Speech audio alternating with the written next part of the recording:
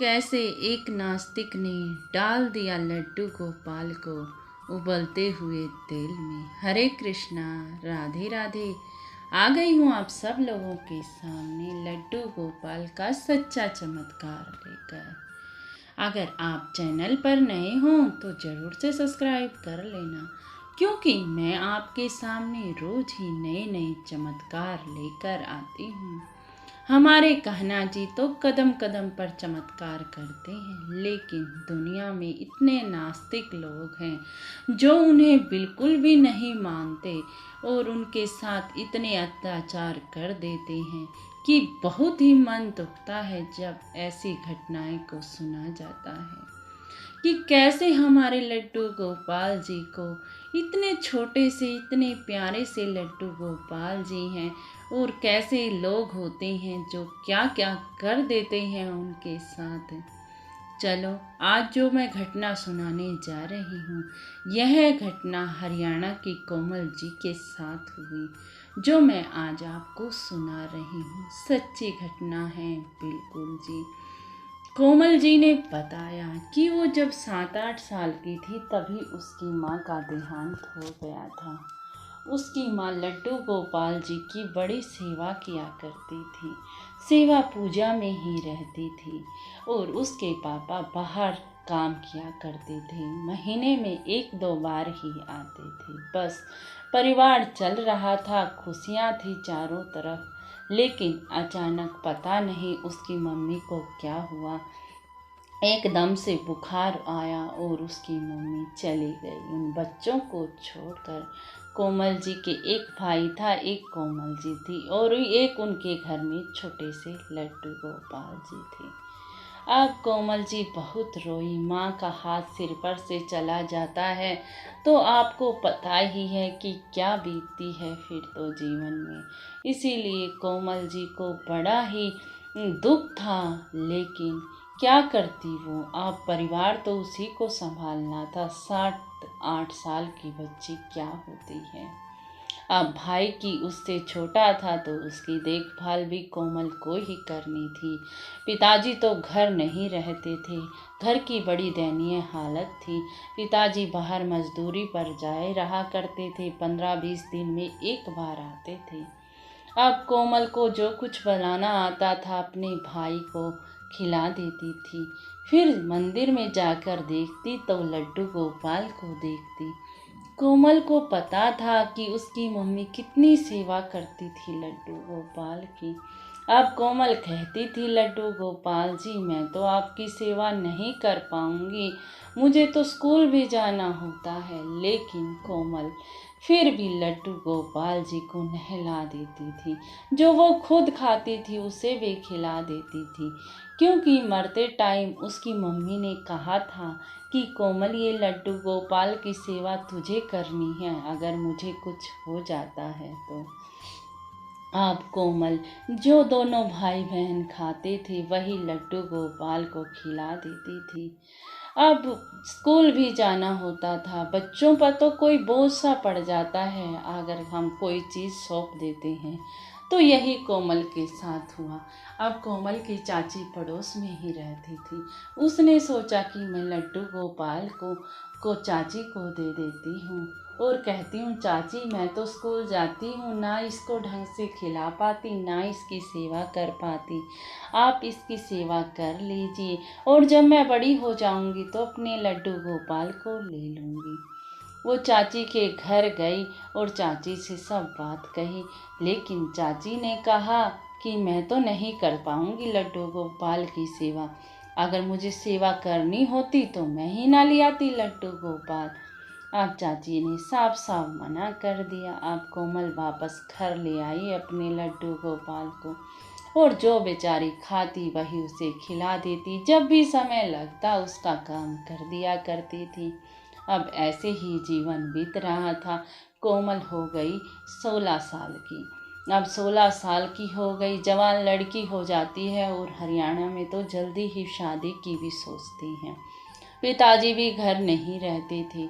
जब उसके पिताजी आए तो गांव वालों ने कहा कि इसकी कोमल की शादी कर दो, जवान बच्ची हो गई है, अब तो ससुराल जाना ही है।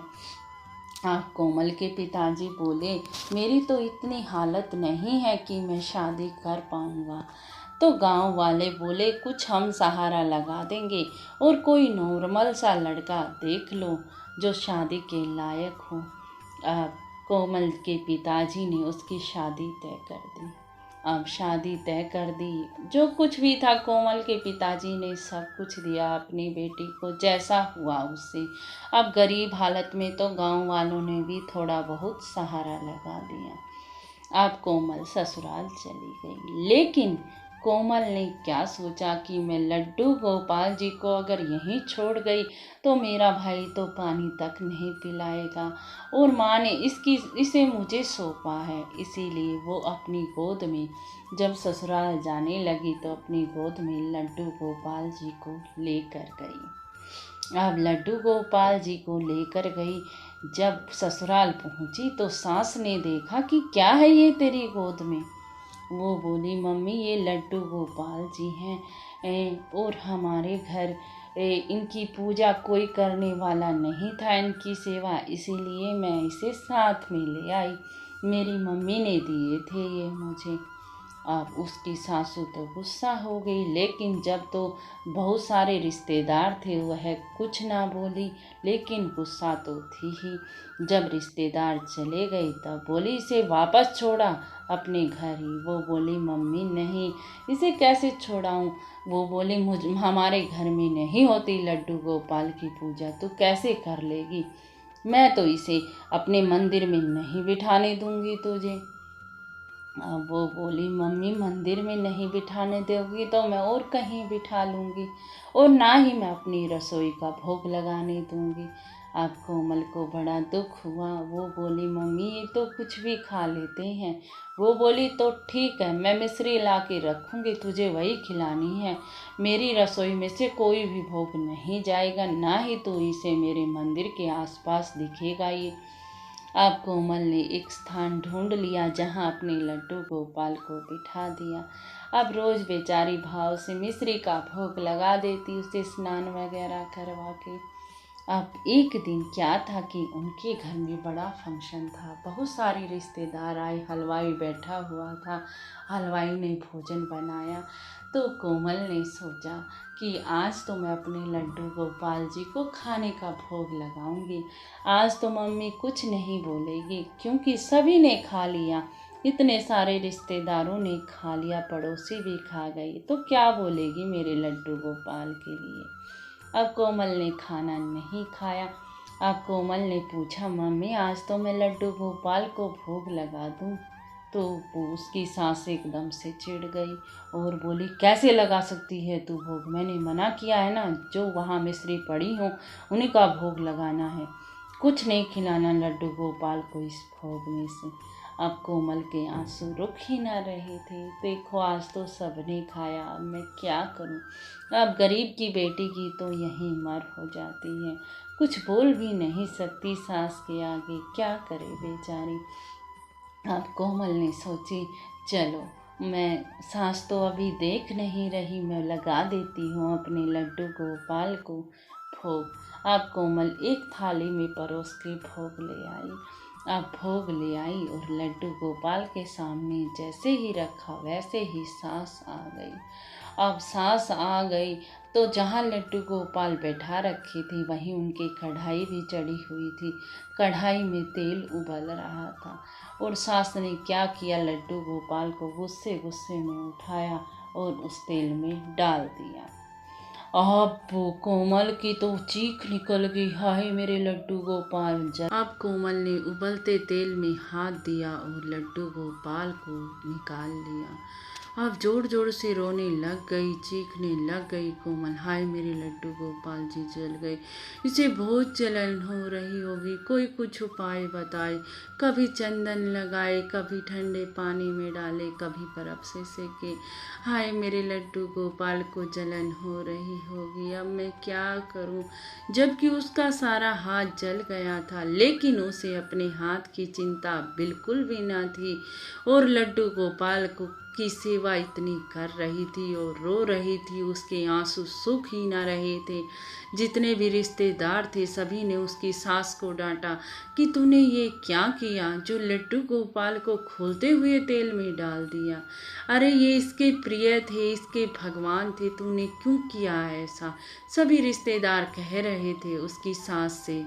अब सास भी कोमल को डांट रही थी, क्यों इतने ड्रामे किए हुए हैं, क्या हुआ ऐसा, ऐसा क्या हो गया इस पीतल की मूर्ति को, कुछ नहीं बिगड़ा इसका, क्यों रिश्तेदारों के आगे मेरी बेइज्जती करवा रही है। अब भी सास उसको इतना डांट रही थी, कोमल के आंसू सूख ही ना रहे थे, क्या करे। जब भाव होता है, ममता होती है अपने इष्ट के प्रति, तो ऐसा ही हाल होता है एक भक्त का। आप कोमल रोज उसे चंदन का लेप लगाए और रोज प्रार्थना करे, हे कान्हा जी मुझे गलती हो गई मुझसे, मुझे माफ़ कर दे कान्हा जी, जो मैंने तुम्हें कढ़ाई में डलवा दिया कान्हा जी, गलती मेरी ही है। और खूब रोए कान्हा जी के सामने। सास को हरकत पसंद ही ना थी कोमल की। सास उसे बुरा भला कहती रहती थी, तू इसी के सिर रहा कर, सबकी सेवा पानी छोड़ दे, तो इसी के साथ रहने लग जा। अब कोमल बस कुछ नहीं कहती, सुनती रहती, बस लड्डू गोपाल को प्यार करती रहती। अब क्या हुआ कोमल की सास के साथ, ये सुनकर आपके रोंगटे खड़े हो जाएंगे। बस लगभग 10 दिन ही बीते थे, एकदम से कोमल की सास को अधरंग मार गया। एक पैर उठे ना एक हाथ उठे, बिल्कुल बिस्तर पर लेट गई कोमल की सास। और ससुर को अटैक पड़ गया और उनके छल्ले डल्ले दोनों।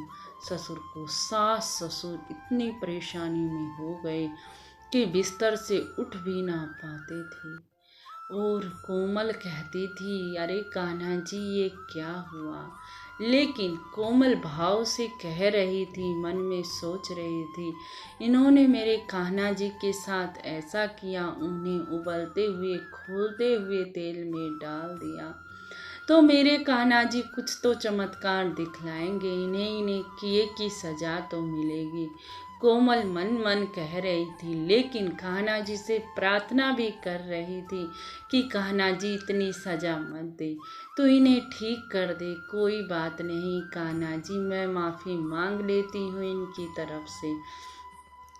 जैसे ही उसकी सास बिस्तर पर थी, कोमल बहुत सेवा करती थी सास ससुर की। अब सास को अपनी गलती का एहसास हो गया और सास ने कोमल से माफ़ी मांगी। कोमल बोली, मुझसे नहीं, जिसके साथ तूने ऐसा किया उससे माफ़ी मांग। अब कोमल की सास बोली, बेटा ले आ अपने कान्हा जी को। और कोमल की सास ने नाक रगड़ा, माफ़ी मांगी, हे कान्हा जी मुझसे गलती हो गई, मैं आपको समझ नहीं पाई कान्हा जी कि आप में भी प्राण है, आप सब कुछ देखते हो, सुनते हो और खाते पीते हो कान्हा जी।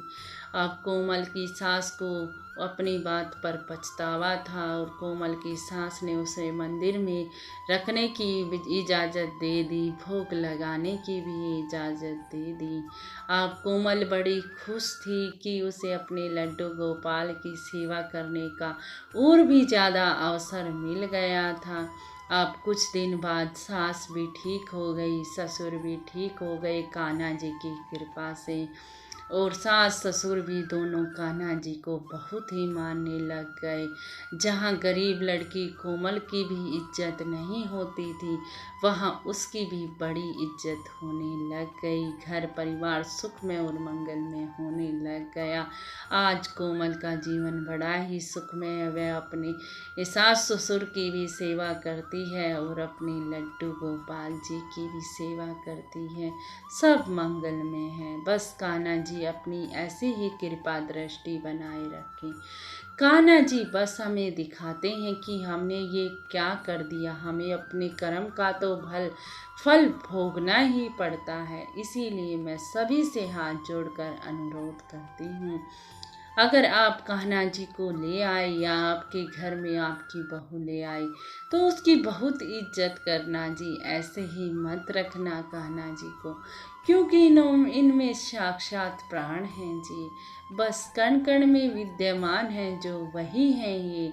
इसीलिए आप सभी से मेरी हाथ जोड़कर यही प्रार्थना है जी, अगर मुझसे कुछ गलती हो गई हो तो क्षमा कर देना जी।